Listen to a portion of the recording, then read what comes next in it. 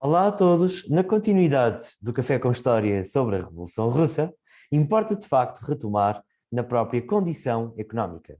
A Rússia tinha um vasto império, um vasto território com muitas matérias-primas. No entanto, esta abundância de recursos não era bem aproveitada, tendo em conta que a Rússia era um país muito atrasado a nível económico e a nível técnico e científico, quando em comparação com os restantes países da Europa. Como dizia a mãe de Nicolau II, Maria Feodorovna, a Rússia era um país de século XVIII, numa realidade do século XX, que precisava de se modernizar. As principais unidades industriais localizavam-se na capital, em São Petersburgo, e também na antiga província de Moscou. Importa também ainda dizer que a agricultura era a principal atividade de rendimento da própria Rússia. Existiam poucas vias de comunicação e existia pouca industrialização e pouca renovação, quer nos transportes, quer também nas comunicações.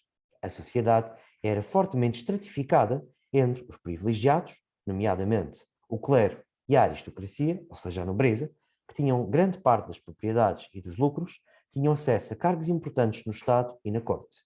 Tínhamos uma minoria ainda privilegiada, nomeadamente a burguesia, que concentrava em si o poder comercial e eram empreendedores no que diz respeito à atividade comercial, à atividade dinamizadora das próprias fábricas e de diversas empresas ligadas à exportação para países europeus. A pouca competitividade da Rússia era também explorada por esta minoria burguesa. A maioria da população era o grupo não privilegiado, composto por operários que trabalhavam nas fábricas, que trabalhavam várias horas, sem descanso semanal e com baixos salários, péssimas condições de higiene e de trabalho, simpatizantes também com as ideias de Karl Marx e Friedrich Engels, nomeadamente o comunismo, que surgia como a ideia do fim da luta de classes e de igualdade do poder para todos os trabalhadores. Depois, importa também dizer que nesta grande parte da população viviam camponeses que trabalhavam de sol a sol e que pagavam grande parte dos seus rendimentos ao czar e ao próprio Estado. Importa agora falar que no início do século XX, entre 1904 e 1905, a Rússia esteve em guerra contra o Japão. No entanto, quem venceu este conflito não foi a Rússia, mas sim os arquipélagos do Pacífico, o Império do Sol Nascente.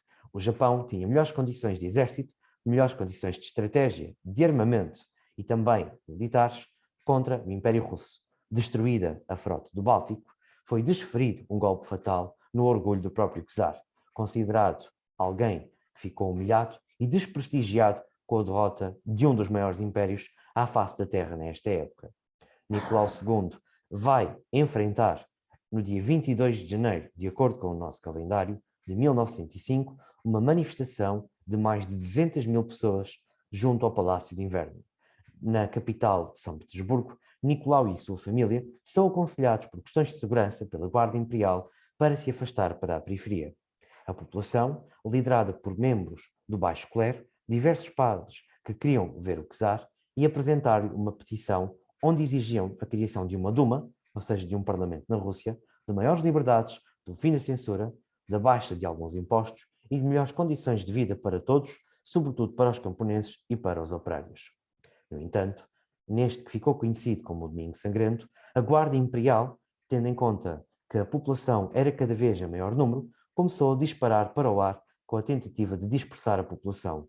Com o descontrolo e o barulho, a população, em vez de recuar, acabou por ir para a frente dos portões do Palácio de Inverno, o que forçou a Guarda do Czar a disparar indiscriminadamente contra a população. O resultado foi, de facto, um conjunto de centenas de mortes e centenas de feridos que acabou por prejudicar a imagem do czar. O episódio do Domingo Sangrento iria resultar num conjunto de manifestações e de greves promovidas também pelo Partido Bolchevique ou Partido Comunista, liderado por Lenin, Trotsky e Stalin. Esta instabilidade da Rússia vai, de facto, levar o czar a ser pressionado para criar uma Duma, um parlamento, e dar melhores condições de vida, embora que temporariamente, à população russa. No entanto, embora tenha sido criada a Duma, ou seja, o parlamento, na verdade, quem continuava a decidir todos os decretos-leis e a solução ou resolução de todos os problemas era o próprio imperador. A partir deste momento, a Rússia vai ficar com um cenário mais conturbado, com a participação na Primeira Guerra Mundial entre 1914 e 1917, no lado dos aliados. A Rússia, que era amiga da Sérvia, vai também combater ao lado dos ingleses, dos norte-americanos e também dos franceses, com o objetivo de defrontar as tropas do Império Austro-Húngaro, do Império Alemão e também, mais tarde, da Bulgária e do Império Otomano.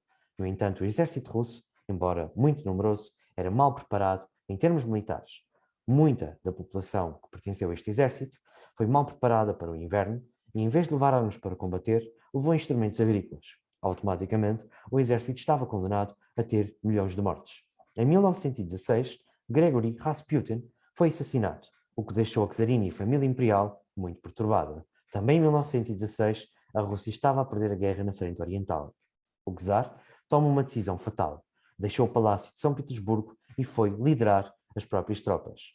O governo interno foi entregue à czarina Alexandra, que, muito perturbada por questões familiares, não soube governar de forma necessária e de forma a modernizar a própria Rússia. Em fevereiro de 1917, várias mulheres, operários que tinham estado em greve, estudantes que existiam e que queriam melhores condições de vida, vários agricultores que queriam também diminuição dos impostos, diversos soldados desertores da Primeira Guerra Mundial, burgueses que queriam mais poder e maior influência política, mencheviques e bolcheviques que queriam dar o poder aos trabalhadores e nobres que queriam liberalizar o regime, revoltaram-se contra a família imperial. Esta revolta, que vai evoluir para uma revolução através de um conjunto de manifestações e greves e agitações, vai ficar conhecida na história como a Revolução de Fevereiro de 1917. Esta é conhecida como a Revolução Branca ou eventualmente ligada à Revolução Burguesa. Porquê? Porque é feita por liberais e é feita por burgueses.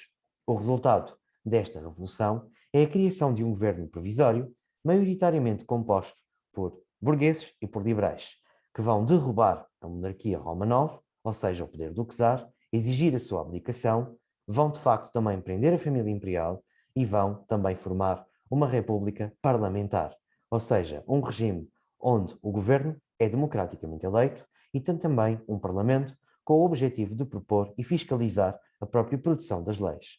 No entanto, o governo provisório e a Duma, ou seja, o parlamento, cometem um erro crasso, afastando-os de grande parte da população. Permanecem ao lado dos aliados na Primeira Guerra Mundial, agravando a instabilidade social, agravando a miséria e a fome. Ao mesmo tempo, o governo provisório tomou esta decisão porque foi pressionado pelos aliados, pelos norte-americanos, pelos franceses e pelos britânicos, que queriam continuar, de facto, a trabalhar em prol de uma vitória contra o Império Austro-Húngaro, contra o Império Otomano e contra o Império Alemão, liderado pelo Kaiser Guilherme II. O governo provisório vai enfrentar novas manifestações, diversas dificuldades.